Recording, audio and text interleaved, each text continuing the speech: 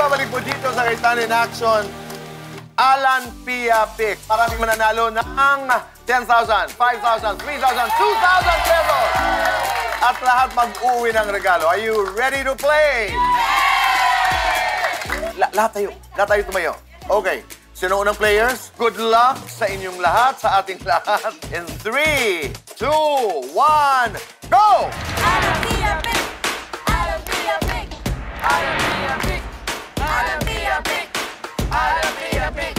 Alan Pia Pick! Ikaw mga kalaban mo, si Ate Pia. Handang-handa na po. Pag halimbawa kayo nanalo ng 10,000 pesos, anong gagawin mo? Bayad sa bahay. Oh, all the best. Kaya mo yan. Kaya mo yan. In 3, 2, 1, go!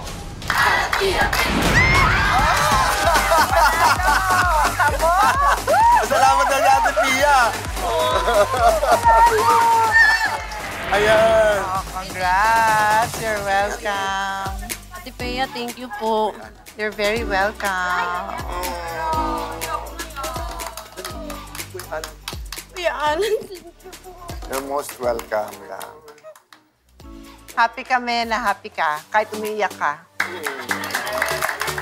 Congratulations. Happy New Year.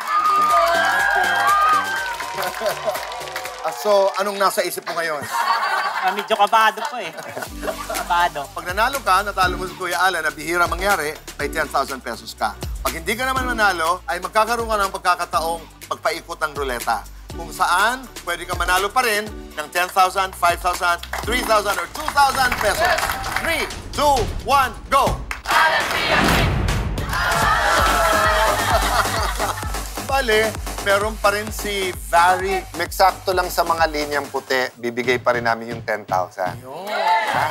Ngayon, ikay magpaikot muna ng ruleta. 10,000! Okay.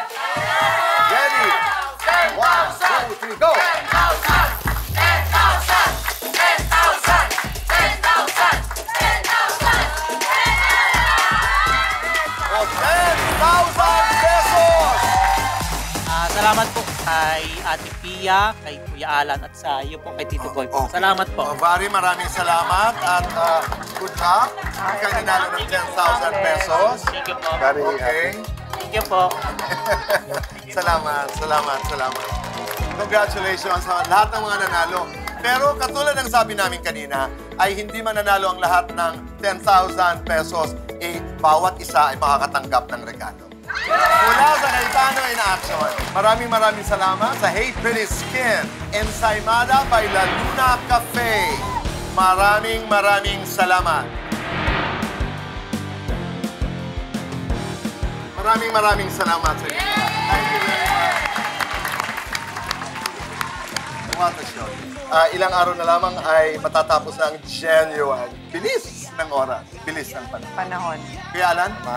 Alam mo, Kuya Boy, ate, yung ability ng tao to learn, di ba? And yung recently na-learn ko nga, di ba, na yung, di ba kasi tinuturo sa atin, pag ginamit mo yung word na but, parang gumagawa ka ng excuse. Pero napakinggan ko po to sa isang pastor, pangalan niya Miles Monroe, sabi niya, pero kung yung unang part maganda, so kung sasabihin mong, I used to be tamad, but now, I work hard, I don't gamble, di ba?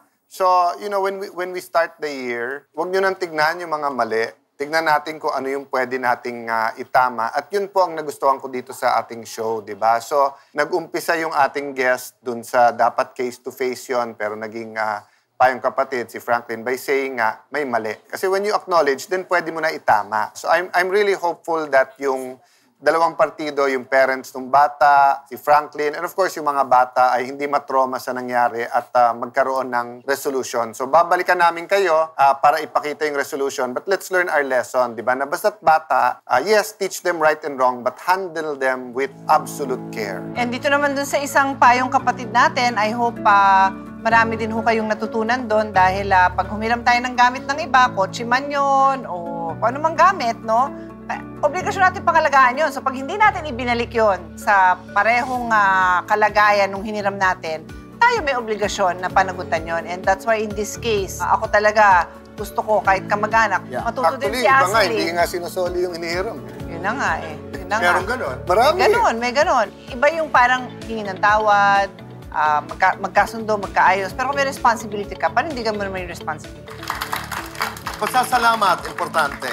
We live in gratitude. We do this show in gratitude. Katulad na lamang kanina noong nagpapasalamat tayo kay Madam Kay sa So kanyang ginagawa. inspiring. Galing, no? Napaka-inspiring na yung resolve ko personally is I wanna do better. Yeah. And it doesn't take great wealth para makatulong. Pero maraming salamat sa inyo. You're a great audience. Being an audience. You're a great family. Maraming salamat. Sa pagwawakas natin, dadagdagan ko yung normal na sinasabi ko, no? Pero galing din sa bibig ng aming Ama. Lahat ng ginagawa natin, lahat ng pakikitungo natin sa ibang tao, pakita tayo ng respeto. Kasi rin, kung ayaw natin magpaapi, kailangan nagpapakita din tayo ng respeto sa sarili natin para sa iba at, syempre, alamin ang batas. So kung may legal na kaalaman, mas mailalaban ang ating karapatan. Proud ako dito sa ating munting programa dahil parati nating sinasabi, doon tayo sa tama. Kasi choice yan eh, doon tayo sa tama. Dahil yun na nga, sa batas, wala tayong kauli. Kaya maraming salamat. See you again next Sunday. Dito lamang